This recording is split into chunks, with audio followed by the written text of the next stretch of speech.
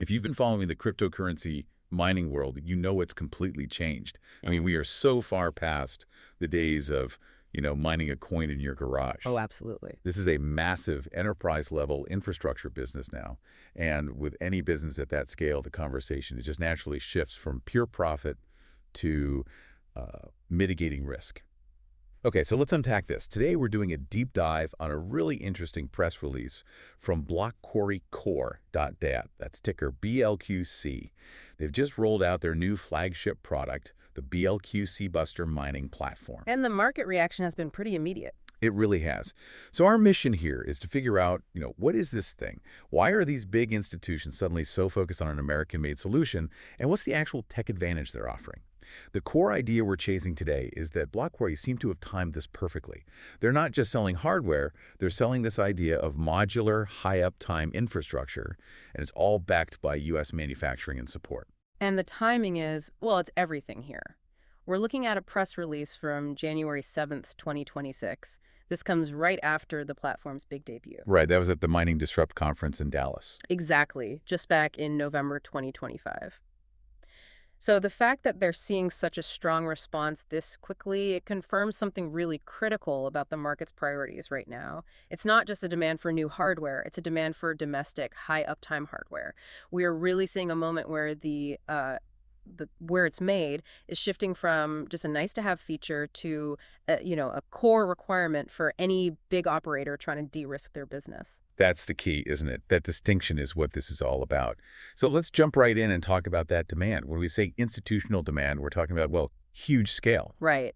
Data center expansions, massive infrastructure upgrades. Exactly. And at that level, you need reliability, you need predictability. We're talking millions in capital expenditure. But if they're using U.S. manufacturing, doesn't that make it more expensive up front? This is where it gets really interesting for me. If competitors overseas have cheaper hardware, what's driving this hunger for a domestic supply chain that, outweighs that cost? That is the essential question. It's this classic trade-off, right? Cost versus risk. And what's fascinating is how the first people pre-ordering are talking about it. They're not obsessing over, saving a tiny fraction of a cent per kilowatt hour. So what are they focused on? Integration. Their feedback shows they have an urgent need to get this BLQCBuster platform's modular design into their existing infrastructure. That modularity is the key to getting it done fast. And to your point about cost, there's a perfect example in the source material. One of the first inquiries they got was from a client with a 5-megawatt site. Wow, okay. And they said explicitly that they wanted to upgrade immediately with American hardware, specifically to, and this is the quote, mitigate supply chain risks. A 5-megawatt site. That is not small. That one piece of information is so powerful. It tells me that major operators have done the math. They've calculated that the potential cost of a supply chain breaking down, whether that's from tariffs, geopolitics, just slow parts delivery, that cost is now higher than whatever they'd save buying cheaper hardware internationally. Precisely. The whole game has changed. When you have U.S.-based manufacturing and support, you solve a bunch of problems at once. You simplify your logistics, you reduce tariff risks, and most importantly, you get much faster access to technical help and replacement parts. In a business where one day of downtime at a site that size can cost, tens or even hundreds of thousands of dollars, paying a bit more for a reliable domestic supply chain is just a smart insurance policy. It's just good business. It is. BlockQuarry is solving a business problem, not just an engineering one. So they basically found the industry's Achilles heel supply chain risk, Right. and then built their whole strategy around it. That really adds weight to what the CEO is saying. Greg Bomer, the CEO, he confirmed it. He said the response has surpassed our internal projections and that the industry is clearly hungry for a U.S. manufactured solution that prioritizes reliability and serviceability. They absolutely saw the gap in the market, and they're not slowing down either. The press release mentions they'll be at the next Mining Disrupt conference in Miami. When's that? July 21st to the 23rd, 2026. They're clearly planning to ride this momentum all year. Okay, so we've established the why supply chain security, reliability. Now let's pivot. Let's do a real deep dive into the tech itself. We know it's American-made, but where exactly is it from, and what's the engineering that sets it apart? Well, they're very clear about their origins, which helps build that brand. They say the platform was engineered up in New York, and it's manufactured in York, Pennsylvania. So the whole life cycle, design to assembly, is onshore. Right. It's a very compelling story for clients who want to buy American infrastructure. So let's get into the hardware. We know it uses ASIC chips for the raw power. That's pretty standard. But what did the engineers actually build into the physical design to deliver on that promise of uptime? They really focused on two things: density and serviceability. The BLQCBuster is a 2U rack-mountable design. For anyone who doesn't know, 2U means it's about 3.5 inches tall. Exactly. And that's critical because it means it can slide right into standard data center racks. You can use your existing cooling and power setup. That's a huge benefit right there. You don't have to build a whole new container or special housing. You can just fill up your empty rack space. It makes integration so much faster. And inside that 2U box, the key feature for serviceability is that it uses hot-swappable nodes. Meaning if something breaks, you don't have to shut the whole thing down. Exactly. A technician can just pull out the one bad module and slot in a new one, all while the rest of the unit is still running. It's a fundamental feature for keeping things online. Okay, hot swappable nodes are huge for enterprise gear. But I think the real knockout feature, the thing they've built to handle problems before they even cause a failure, is that patent-pending system they have for chip failure. Absolutely. That's the heart of their whole reliability strategy. It's called dynamic superbalancing technology. And it's probably the single most important thing that differentiates this hardware. So how does it work? Because, normally if a single ASIC chip fails in a miner, the whole unit's efficiency just tanks, or it goes offline completely. Right. Well, the mechanism is actually pretty clever. Think of it like a smart power grid. If one power plant goes down, the whole city doesn't go dark, right? No, the system redirects power from the other plants. It redistributes the load. The other plants have to work a little harder to make up the difference. That's basically what dynamic superbalancing does inside the miner.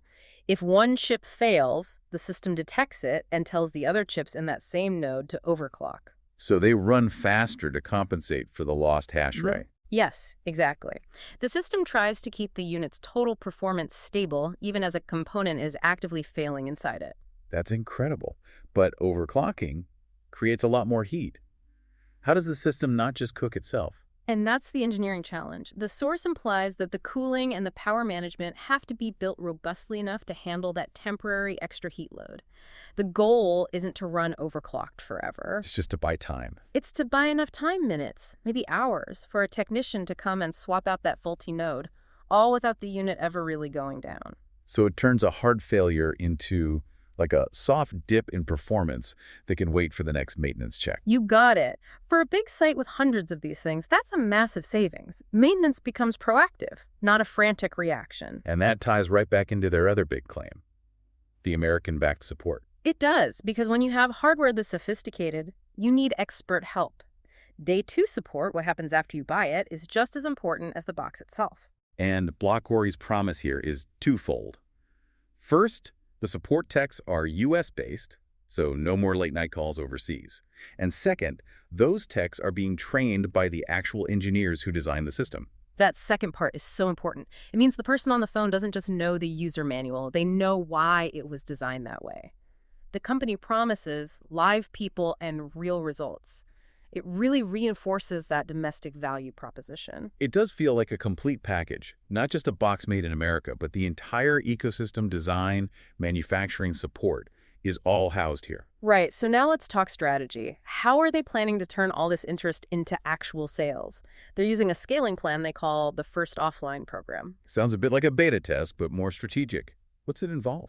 It's really a shared risk strategy. It's designed to help them scale up to commercial production smoothly. They pick a few select clients, and those clients get the very first units off the production line. To test them out in the real world? Exactly.